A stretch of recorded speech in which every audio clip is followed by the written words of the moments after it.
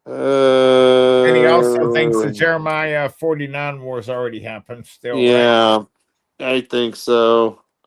But my question for him then is, if that's true, then why are we throwing out the rest of the chapter with it that are unfulfilled? I mean, he believes in the rapture, right? I think. No, I think so. No, I believe he does. Yeah. Okay, that's the tomb of Cyrus the Great. Does he believe in the Oh, song? here's what he put out. Oh, I have the exact same map. What is he doing? IRNA's awkward own goal. This is response. This is Iran's own goal. In response to U.S. Defense Secretary Pete Hegseth's "Back to the Stone Age" remark, Iran State Agency IRNA posted a map of the ancient Achaemenid, whatever, I'll have to look it up, empire with the caption, "This is Iran in the Stone Age. Do you really insist on revisiting it?"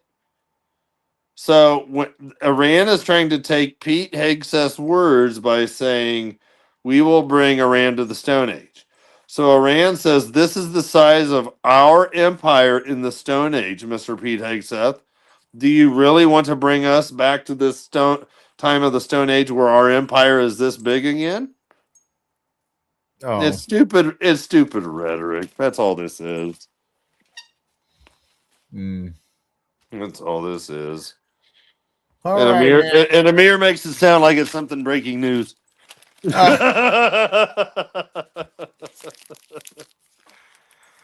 And it was removed right away after it was put up. China has quietly restricted large sections of airspace off its east coast for about 40 days. China.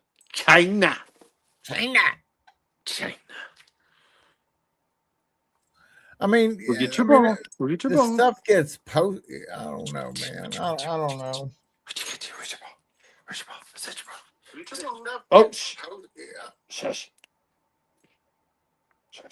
Shush. Howdy, Matt B.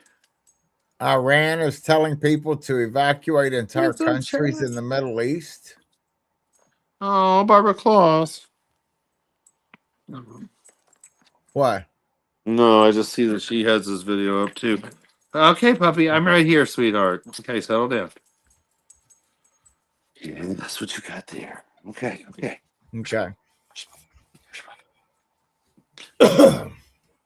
All right, guys. We're gonna close. It's 3 hours and 12 minutes. So yeah. I'm gonna go get some sleep. I know. I'm gonna go make me some dinner. All right. Well, yeah. Dinner. It's 2:15 Eastern. All right, I know. Stick around for a couple of seconds. Oh, you know I do. Of course. All right. Good night, Mindy. Philip, Mindy, everybody. Yes. Who all's in there? Who's all in there? Akira. Yeah. Oh. Kira says, "I'm guessing it's really late in America." Yeah. Wonder what time it is in Thailand. Huh? It's in the afternoon. Ah. Yeah, afternoon there, morning, early morning us. All right. No, Well, I'm sorry. I didn't mean to bore everybody. It's like I got all that out. I was like, okay, now I'm tired.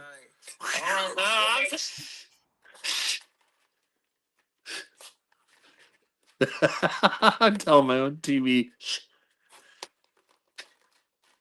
Yeah, see, Artist Wendy's just having her dinner.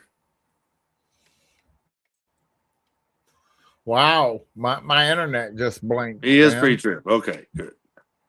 I know. I could do Callie and Brad. I could do pizza, but we did that last night. My kid had made some. Well, my computer's been like, even when I was putting up like the Bible deal, it was it's like it wasn't keeping up or something. It was weird. I restarted the machine and it kind of still it's a little janky.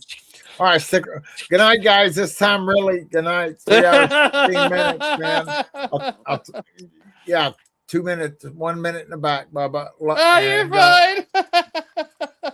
Good night, guys. Love y'all. Really, this. Let me think. Hold on.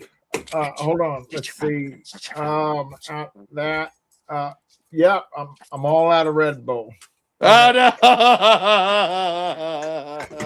All right, man. Night, guys. We'll see ya on the next one. God bless.